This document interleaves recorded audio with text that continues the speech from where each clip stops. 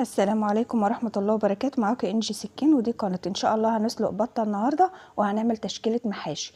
في حلة حطيتها على النار وسبتها تسخن، وهنا معايا بطة بدأت اتبلها بمعلقة كبيرة من الثوم المفروم ومعلقة صغيرة من الفلفل الاسود.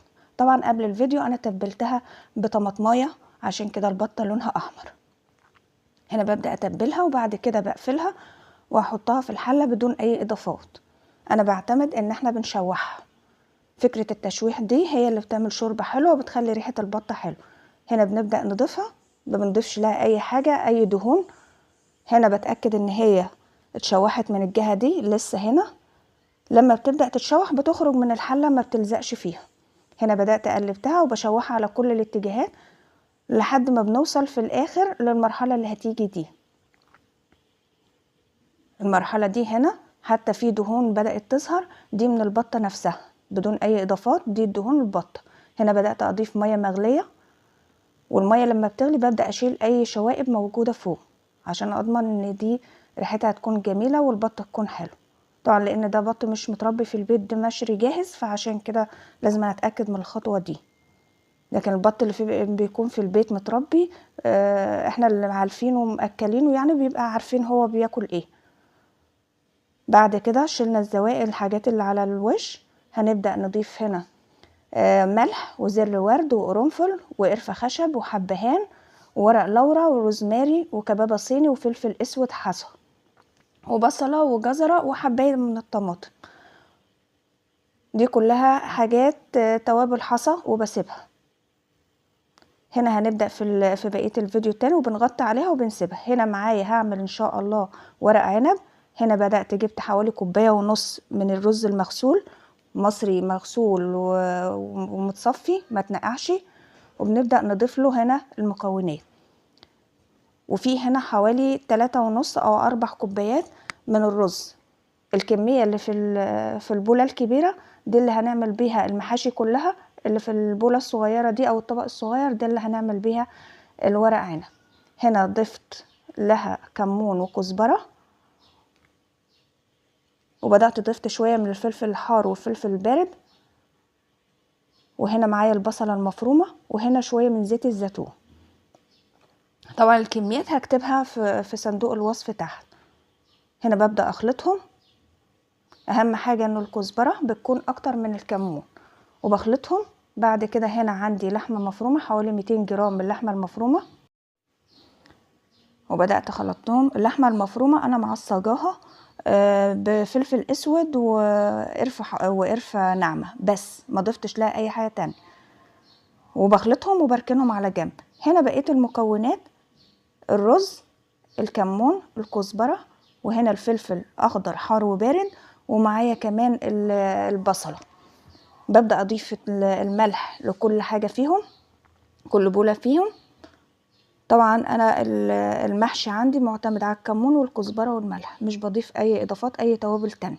بعتمد على الشوربة، او لو ما فيش اي حاجة تانية برضو هو بعمله بالطريقة القديمة: كمون وكزبرة وملح. ده المحشي. هنا ببدأ اخلطهم، واهم خطوة هي دي عشان العصارة اللي موجودة داخل الفلفل والبصل تخرج، وهي دي اللي بتدي الطعم للمحشي. دي الخلطة دي اللي كنا بنعملها زمان، خلطة قديمة. هنا بنقلب، وهنا برضو بنقلبها. لو حد حابب يقلب بالمعلقة عادي في المرحلة اللي هي بتاعت الخضرة. هنا انا قلبتهم عشان اضمن ان هما اتقلبوا خلاص. بعد كده ببدأ ان انا اضيف الطماطم. دي طماطم متسبكة بدون اي اضافات، دي اللي انا عاملاها في فيديو الطماطم المتسبكة. هنا بزود الطماطم لحد ما اوصل للون اللي انا محتاجاه. هنا ببدأ جبت ورق عنب. ده كان ورق عنب فيكيوم اللي هو السوري. جبته غسلته غسلة حلوة، حطيته في مية دافية، بماء مية دافية بس بدون اي اضافة اي حاجة، لان هو كان مالح بزيادة. ورجعت شطفته تاني وسبته يتصفى، وبدأت ان انا احشيه هنا بالطريقة دي. طبعا بنحشي على الناحية اللي هي الخشنة، الورقة الناحية الخشنة هي اللي بنحط عليها الحشوة، والورقة الناعمة هي اللي بتكون بره. بنبدأ نخلط. هنا بنبدأ نخلطه وبنحشي بالطريقة دي. هنا هياخد وقت شوية طبعا ما شاء الله الورقة كانت كبيرة، فبيظهر بقى الورق عنب بشكل كبير. هنا لو احتجت كمية من الرز، لان ما شاء الله كان معايا كيلو من ورق العنب، لو احتجت من الرز باخد رز من التاني عادي، هو نفس الخلطة مفيش فيه مشكلة، فرق ان ده اللي عليه اللحمة المفرومة بس. هنا خلصته. هنا هبدأ ان انا احشي الكرنب. طبعا الكرنب مسلوق في مية بملح وشوية من الكمون بس، ومقطعه الورق من قبل ما مسلقه. بجيب الكرنب واغسله، اقطعه وبعدين اغسله، وبعد كده بسيبه يتصفى وابدا اسلقه، ارجعه تاني تحت الميه بعد الميه المغليه اللي احنا حطينا فيها الملح والكمون. برجع اضيف له تاني، احطه في ميه ساقعه عشان اضمن ان هو برد. وبعد كده لما بيتصفى خالص ببدا ان انا احشي بالطريقه دي. دي الطريقه بتاعتي. اهم حاجه عشان نوصل للمحشي اللي يكون طعمه حلو، ان احنا بنكتر في الخضره وبنكتر في البصل ومش بنكتر في الرز، لان طبيعي احنا بناكل رز في كل الوجبات، فانا بحب ان انا يوم المحشي ده ان انا بكتر في الخضره. هنا ببدا احشي كل الحله. هنا وصلت المرحله دي، وبعد كده هكمل انا بعد كده. هنا معايا بتنجان. البتنجان لما جاي لي متقور يعني من بره، حطيته في ميه وشويه من الملح وركنته شويه بيطلع اي مرار فيه، وبعد كده بصفيه في مصفى وابدا ان انا استعمله بالطريقه دي. حتى هعمله هنا في صينيه فيها شويه من البصل، مقطعه فيها بصل، وهبدا ان انا اعمله. الفلفل الاخضر مجرد ان احنا بنغسله وبنطلع الجزء اللي فيه ونتاكد ان مفيش فيه اي حاجه وحشه من جوه، وبنبدا نحشيه بالطريقه دي، هيكون مع بعضهم ان شاء الله. هنا بنحاول ان احنا نحشي بس مش بنوصل الحشو لاخر البتنجان. ونفس الكلام في الفلفل. طبعا لان كان معايا كمية فبدأت ان انا عملتها.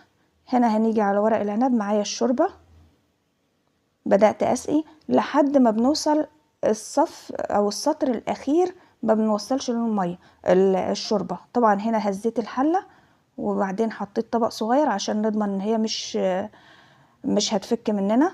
هنا الحاجات دي حطيتها، الحلل دي والصواني حطيتها تسخن. هبدأ اضيف هنا الربع بس شوربة، للربع اللي تحت شوربة. هنا الفلفل عملته لوحده، كانت الكمية ما شاء الله كبيرة. هنا بدأت ضفت لها برضو الربع عشان اضمن التسوية. هنا الكرنب بدأت ضفت له برضو شوربة، وباجي في النص بجيب معلقة وابدأ اعمل ازاحة كده للسطور عشان الشوربة تتخللها، وبنبدأ ان احنا نهزها شوية. هنا عند ما بيتشرب ورق العنب ببدأ اضيف له شوية من زيت الزيتون. وهنا بقية المحاشي ضفت لها بصراحة زبدة بلدي، وبعدين بحمرهم وبيطلعوا بالشكل اللي انتوا شايفينه ده. والبطة حمرتها. استودعكم الله الذي